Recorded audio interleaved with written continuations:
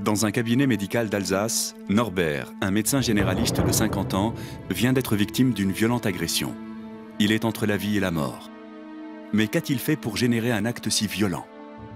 A-t-il commis une erreur médicale sur un de ses patients? Est-il victime d'une vengeance? Ou a-t-il d'autres choses à se reprocher?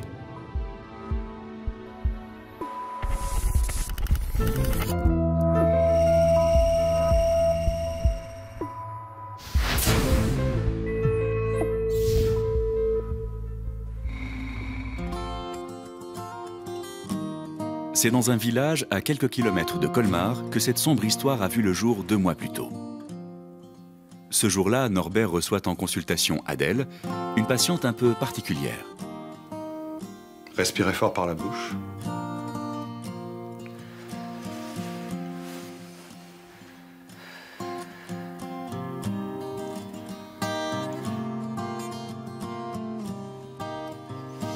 Rassurez-vous, aucune bronchite à l'horizon, tout va bien.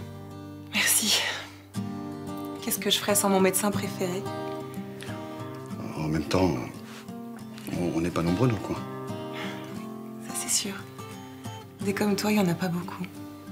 Ce n'est pas la première fois que la jolie jeune femme de 35 ans vient jouer les malades imaginaires. Et si Adèle a des vues sur son praticien, celui-ci doit faire appel à sa plus grande volonté pour résister à la tentation.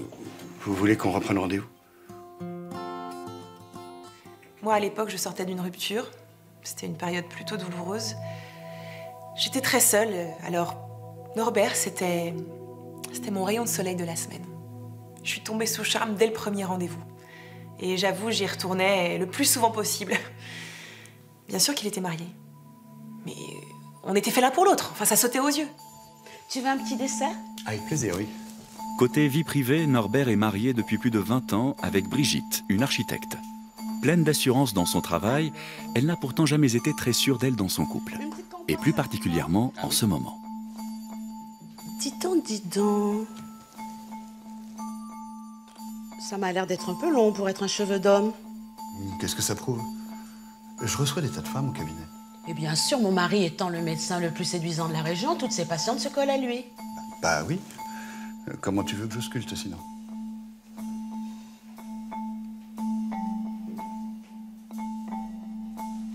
Mais tu vois pas que je te taquine. Je sais bien que tu me ferais jamais ça. Bah évidemment, j'avais compris. Bon, qu'est-ce qu'on fait maintenant?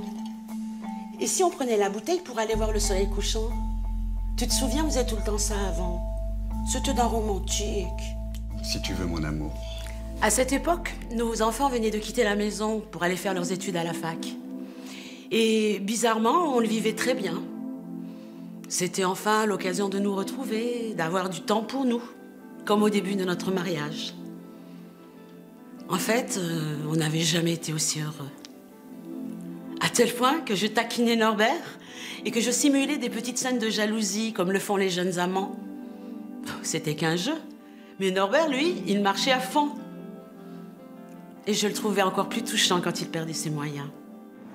Brigitte est bien loin de se douter que son mari a de vraies raisons de se sentir mal à l'aise. Quelques jours plus tard, la jeune et jolie Adèle est de retour au cabinet médical.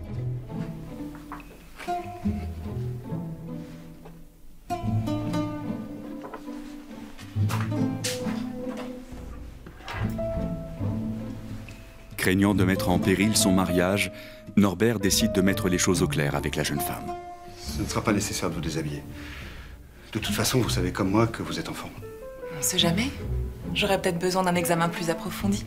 Écoutez, Adèle, ça ne peut pas continuer comme ça. Vous êtes très séduisante, c'est vrai, mais je suis marié et je ne peux pas faire ça à ma femme.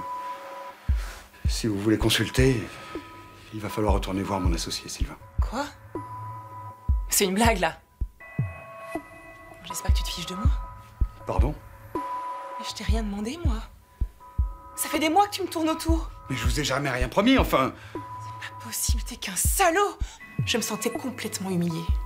Mais enfin, c'est ignoble de traiter une femme comme ça. Pourquoi il rentrait dans un jeu de séduction si c'était pour me rejeter brutalement aussitôt après? En plus, c'était le deuxième homme à me faire ce coup-là en à peine quelques mois. J'étais déjà tellement fragile. J'ai pas pu le supporter. Voilà, ça a été la goutte d'eau, ça m'a mise hors de moi. Le ton monte dans la salle de consultation, au point d'attirer Sylvain, l'associé de Norbert. Arrête Norbert, qu'est-ce qui se passe ici? Rien, il ne se passe rien du tout. Mademoiselle allait partir. Exactement. Je crois que ça vaudrait mieux. Excusez-moi. J'avoue que ça m'a fait un sacré choc. Quand je suis rentré dans le bureau de Norbert, on aurait dit qu'il agressait sa patiente. Norbert et moi, ça fait 5 ans qu'on était associés. Je peux pas dire qu'on était des bons amis, mais on se connaissait suffisamment pour parler franchement. Alors quand on s'est retrouvés seuls, j'ai essayé d'y voir plus clair. Voilà. Et Norbert est bien forcé de tout lui raconter. C'est vrai qu'elle m'a longtemps tenté, mais je préfère en rester là. Par rapport à Brigitte, tu comprends? Je tiens trop à mon mariage pour tout foutre en l'air dans un moment de faiblesse. Et c'est vraiment pour ça que cette patiente t'aurait fait une telle scène? Évidemment. Tu crois quoi? Tu me connais quand même. Elle est pas nette, cette fille. Ça doit être une de ces croqueuses d'hommes qui n'acceptent pas l'échec. Ouais. En tout cas, j'espère qu'elle va pas nous créer des problèmes. Cette histoire tombait au pire moment. J'étais en plein divorce. Je me débattais pour essayer de conserver la garde de mes enfants. Je croulais sous les problèmes. Et puis, je peux pas dire que Norbert m'avait convaincu avec son explication. Je connaissais un peu Adèle. Avant que ce soit lui qui soit chargé de la suivre, c'était moi qui m'occupais de sa santé. Il m'était toujours apparu comme quelqu'un d'équilibré. Il avait vraiment fallu qu'il se passe quelque chose pour qu'elle réagisse comme ça.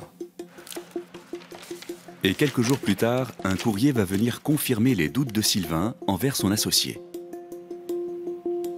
Mais c'est pas vrai, hein? Je savais que j'aurais dû me méfier. T'as vu ce qu'elle nous envoie? Qui ça? Ta patiente, Adèle. Elle t'accuse de tentative de viol. Quoi? Elle nous fait même du chantage, regarde. Elle menace de porter plainte contre nous si tu ne lui verses pas 30 000 €. Mais elle est malade. Je me suis jamais jeté sur elle. Ça, c'est pas mon problème, Norbert. Faut que tu la payes. Non mais t'es pas bien. Je vais pas céder à son chantage, j'ai rien à me reprocher, moi. Et moi alors, t'imagines si elle porte plainte, le scandale que ça va faire? Plus personne ne voudra mettre un pied au cabinet. Ça, je peux pas me le permettre. J'ai un avocat à payer, moi. Je dois assurer financièrement. Va bien falloir t'y faire. Car j'ai aucune intention de lui verser 1 centime. Question de principe. J'en revenais pas. J'ai trouvé sa réaction super égoïste. Pour lui, 30 000 €, c'était pas le bout du monde. Il gagnait 3 fois mon salaire et sa femme possédait une belle maison de famille. Il avait largement les moyens d'étouffer l'affaire. Tandis que moi, je pouvais pas me permettre qu'un scandale sexuel éclabousse notre réputation. J'étais plus jeune que lui, j'avais beaucoup de mal à avoir un bon chiffre d'affaires. Déjà, mon avocat pour le divorce me coûtait une fortune. Alors si je perdais des patients, j'avais plus aucun moyen de m'en sortir. Non, Norbert, là, il fallait qu'il accepte de payer pour calmer le jeu. Plusieurs jours ont passé depuis le refus de Norbert de céder au chantage de la jeune et jolie patiente. Mais Adèle ne compte pas en rester là.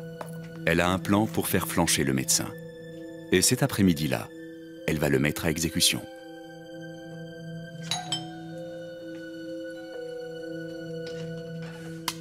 Oui. Bonjour, j'aimerais parler à Norbert, s'il vous plaît. Ah, je regrette, il est absent. C'est à quel sujet? Oh, rien, on devait se voir, c'est tout. Vous voulez dire au cabinet? Non, on avait rendez-vous. Ailleurs. C'est une bien jolie maison que vous avez là. Quelle chance vous avez. Un vrai couple modèle, en somme. Je peux savoir où vous voulez en venir? Mais nulle part, ma petite dame, nulle part. Dites seulement à Norbert que je suis passée lui dire bonjour. Ça devrait lui faire plaisir.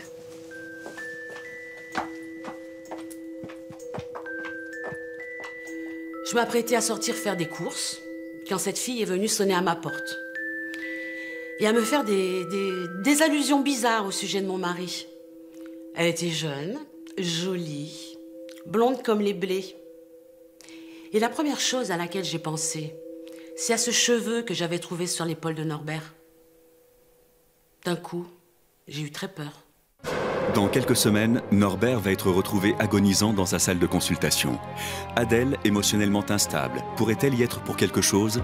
Jusqu'où peut-elle aller pour obtenir ce qu'elle veut?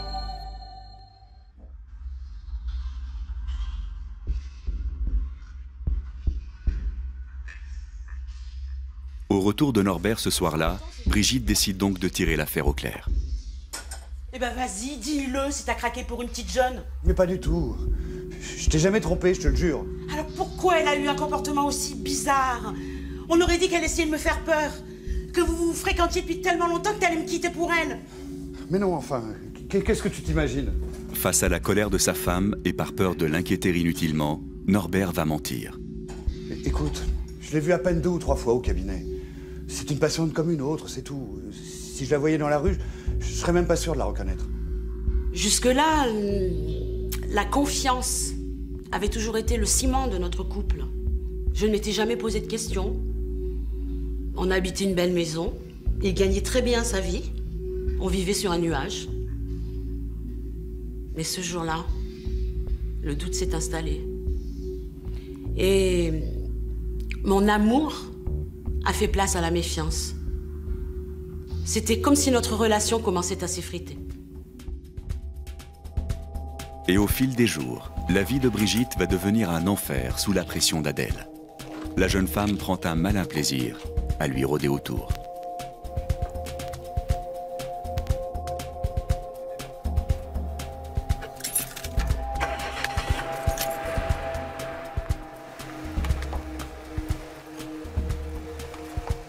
Je pouvais plus faire un pas dans la rue sans être épiée. Et je comprenais pas ce qu'elle me voulait, cette fille. J'ai fini par avoir tellement peur que je refusais de sortir de chez moi. J'ai même commencé à soupçonner Norbert d'être à l'origine de tout ça. J'imaginais qu'il l'a forcé à me tourner autour pour me faire fuir et pour s'installer avec elle. Ça me rendait folle. Je peux venir 2 secondes? Regarde, j'ai un truc à te demander, je suis embêté avec une patiente. Regarde, elle fait une analyse un mois, elle l'a. Devant la détresse de sa femme, Norbert se sent désarmé. Il aimerait demander conseil à son associé. Mais ce matin-là, Sylvain vient de découvrir quelque chose d'anormal et il n'est pas vraiment d'humeur à lui porter secours. TSH ultrasensible normal. Tiens, alors comme ça, tu me piques des patients? Hein? De quoi tu parles? Et c'est écrit là, regarde. 10h30 lundi, monsieur Jean. C'est pas un de mes patients, peut-être, ça? Attends, c'est pas de ma faute si t'arrives pas à fidéliser tes malades. C'est ton patient qui m'a appelé pour prendre rendez-vous, pas l'inverse. Ah, parce que maintenant tu sous-entends que je suis un mauvais médecin, c'est ça? Ouais, allez, arrête. Tout tourne en rond, là. J'ai jamais rien fait pour te nuire. Tout ce que je veux, c'est que tu me donnes le numéro de ton avocat. Adèle n'arrête pas de nous harceler, ça peut plus durer. Et alors? Tu peux pas payer, tout simplement? T'es trop dur de signer un chèque, hein? Tu préfères encaisser ceux de mes patients, c'est ça? Je te reconnais plus, Norbert. Je commence à me demander si tu l'as pas vraiment agressé, cette fille. Il voulait quoi? Il voulait que je me retrouve sans argent, sans client, c'est ça? Il voulait pas la garde de mes enfants tant qu'il y était? Ça, il le montre enfin son vrai visage. Tu parles d'un ami. Les relations de Norbert avec son associé sont de plus en plus tendues. Et à la maison, ce n'est pas mieux. Ce soir-là, au retour du travail, Norbert trouve sa femme en piteux état. Mais qu'est-ce qui se passe, mon amour? C'est toi qui as bu tout ça? Ben oui, tu vois. Enfin, c'est pas sérieux. Depuis quand tu bois toute seule? Mais qu'est-ce que ça peut te faire? Bon, d'accord. Comme tu veux. T'as préparé quelque chose ou faut que je me fasse réchauffer un truc? Non, ton dîner est là. Mais qu'est-ce que c'est que ce caillou? C'est une blague? Ça, c'est l'arme avec laquelle ta maîtresse a fracassé la fenêtre de ma maison.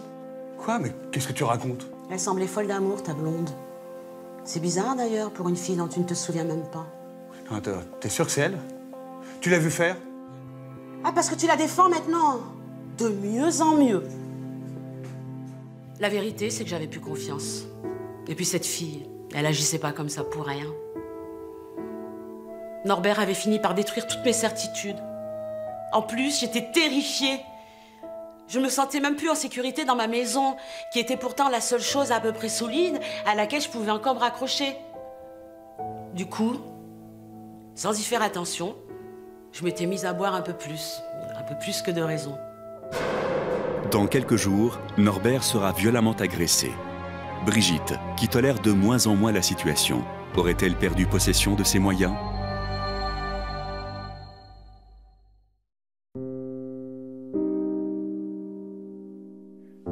Norbert ne supporte plus de voir Adèle détruire Brigitte et son couple. Il contacte un avocat pour entamer des poursuites. Non. Non, non, elle s'en est jamais prise physiquement à ma femme, mais elle lui fait du harcèlement. Entendu, je vais essayer d'obtenir le témoignage de mon associé. Oui, il était là le jour où elle s'est jetée sur moi. Sans ce témoignage, Norbert n'aura pas assez d'éléments à charge contre Adèle. Encore faut-il que Sylvain accepte de l'aider. Oui. T'as une seconde, c'est important. Puisque c'est important.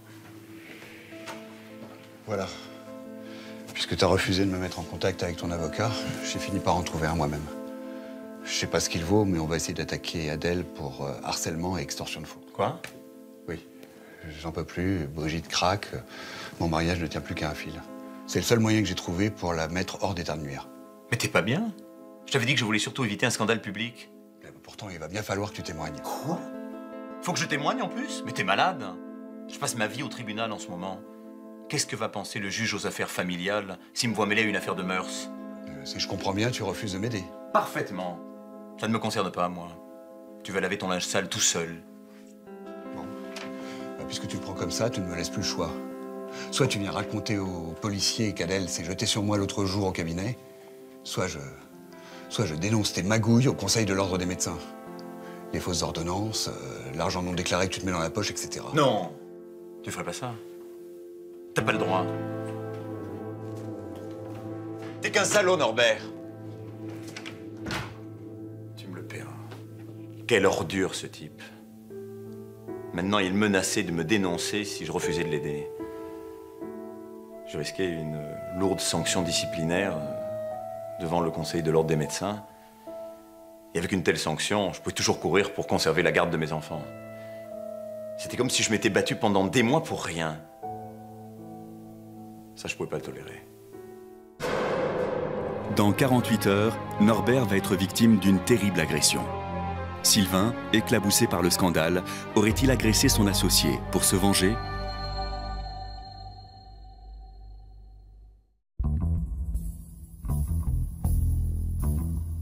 Pour l'heure, Sylvain se refuse donc à témoigner en faveur de son associé. Et le temps perdu ne fait qu'aggraver les choses.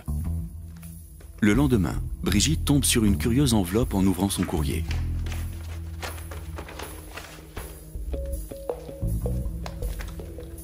C'est l'agenda de son mari. Et tous ses rendez-vous avec Adèle y ont été volontairement surlignés.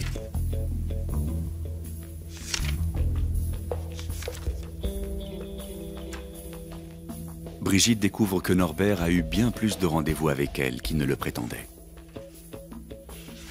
Mais comment avait-il pu me mentir à ce point? J'avais l'impression d'être une moins que rien. Celle à qui on n'accordait même pas le minimum d'honnêteté syndicale. J'étais cloîtrée à la maison, traquée, trahie. Avec ses mensonges, mon mari m'avait enlevé mes dernières forces. Dans un geste de désespoir, Brigitte décide alors de commettre l'impensable. Elle s'empare alors d'une boîte de somnifères.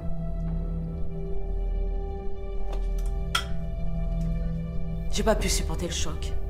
Ma vie avait trop tourné au cauchemar. Heureusement, le temps que je perde connaissance, mon mari était rentré du cabinet. Il m'a aussitôt conduite à l'hôpital et les médecins m'ont fait un lavage d'estomac. Norbert réalise que ces dissimulations n'ont fait qu'aggraver les choses. Au lendemain de la tentative de suicide de sa femme, il décide enfin de tout lui raconter. Oui. Maintenant, il n'y aura plus jamais de secret entre nous. C'est vrai qu'à un moment, j'ai failli craquer avec Adèle. Mais je ne l'ai pas fait. Je t'aime trop pour ça. Tout ce qui est arrivé par la suite, j'y suis pour rien. Je n'ai jamais agressé cette fille. C'est juste une folle qui veut me détruire. Toi. Qu'est-ce que tu dis, mon amour? Tout tourne toujours autour de ta petite personne. Je m'en rendais pas compte avant. Je t'aime comme un fou. Je t'en supplie, dis-moi ce que je peux faire pour arranger les choses. Alors commence par envoyer ta vraie fausse maîtresse derrière les barreaux. Puis laisse-moi. J'ai besoin d'être seule. À mon réveil, je ne savais plus trop quoi penser. D'un côté, j'étais contente d'être tirée d'affaire. Mais de l'autre, j'en voulais tellement à Norbert que je n'étais pas sûre de pouvoir continuer de vivre à ses côtés. Norbert est au pied du mur. Sa seule chance de sauver son mariage est de réussir à prouver qu'il n'a jamais essayé d'abuser de sa patiente Adèle. Et contre toute attente, Sylvain, son associé, semble enfin disposé à l'aider. Qu'est-ce que c'est? Un témoignage écrit, certifié sur l'honneur. J'explique que c'est Adèle qui t'a agressé, pas l'inverse. J'espère que ça te fait plaisir. Ce qui me ferait plaisir, c'est de recoller les morceaux avec Brigitte. En tout cas, je te remercie. Comme si tu m'avais laissé le choix. C'était ça ou perdre mon job, alors? Si ça peut te rassurer, je vais déposer plainte sans faire de vagues. On verra ça. Tu parles, bien sûr que cette plainte allait nous faire du tort. Quoi qu'il en soit, lui signer ce foutu papier, c'était juste une façon de gagner du temps avant le procès. Parce que j'avais pas l'intention de le laisser s'en tirer comme ça. Norbert tient enfin la preuve qu'il attendait pour mettre en marche la machine judiciaire contre Adèle. Bonjour, maître. Non, il veut pas venir en personne. Mais j'ai son témoignage certifié sur l'honneur. Vous croyez que ça suffira? Parfait. Dans quelques heures, Norbert va se retrouver entre la vie et la mort. Qui est l'auteur de son agression? Sa femme Brigitte, qui n'arrive toujours pas à lui pardonner? Son associé Sylvain, qui ne peut tolérer le chantage dont il a été victime? Ou bien sa patiente Adèle?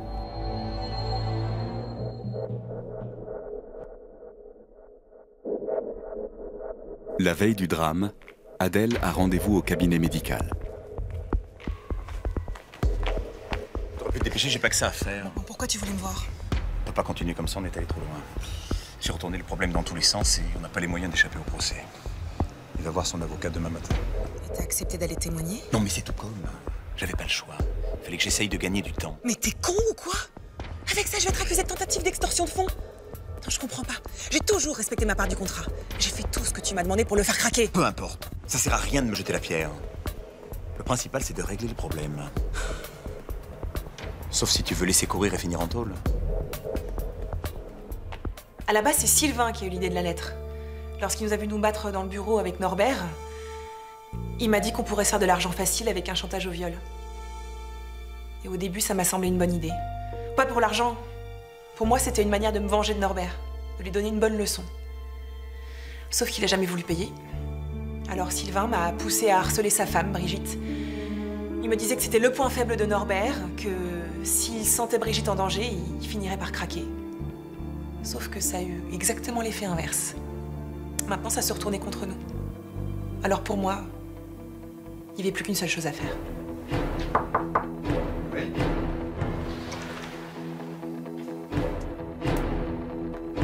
Qu'est-ce que vous faites là? Calme-toi, Norbert, écoute. Je suis venue en ami, il faut qu'on parle. Quel ami?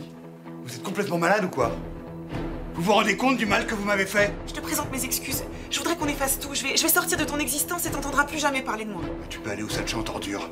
Ça ne t'empêchera pas d'aller en prison. Attends, je suis en train de te dire que je vais te laisser tranquille. Tu peux pas faire de même? Sinon quoi? Sinon, ça va finir mal pour toi. Sylvain? Mais qu'est-ce que ça veut dire? Ça t'étonne, hein? Ben ouais. J'avais besoin d'argent. Mais ça, toi, tu peux pas comprendre. Hein? T'as toujours pensé qu'à ta gueule, hein? Toi, je t'avais dit. Ça servait à rien d'essayer de le convaincre. Comprends que la manière forte est imbécile. J'aurais dû m'en douter. Il n'y avait qu'un mauvais médecin pour inventer un chantage aussi minable. Attends. Qu'est-ce que tu dis, là? Vas-y. Répète un peu pour voir. Qu'est-ce que tu comptes faire maintenant? Me tuer? Ça fera de toi un meilleur médecin, tu crois? Bravo. Belle éthique professionnelle. Mais tu vas la fermer pour que tu te prends, là. Ce matin-là, 8 heures, Norbert s'écroule, très sérieusement blessé par le scalpel de son associé. Ce dernier ne lui prêtera pas secours. Je sais pas ce qui m'a pris. Tout ce que je voulais, c'était lui soutirer un peu d'argent pour conserver la garde de mes enfants. Il m'avait poussé à bout. J'en pouvais plus, j'étais aveuglé par la haine. Il n'avait pas le droit de me traiter comme ça. Moi, j'ai toujours été un médecin compétent. Oui, c'est vrai que j'en voulais à Norbert. Mais enfin, il méritait pas ça. Quand j'ai vu Sylvain basculer dans cette folie meurtrière, je me suis rendu compte à quel point je m'étais complètement laissée dépasser par les événements.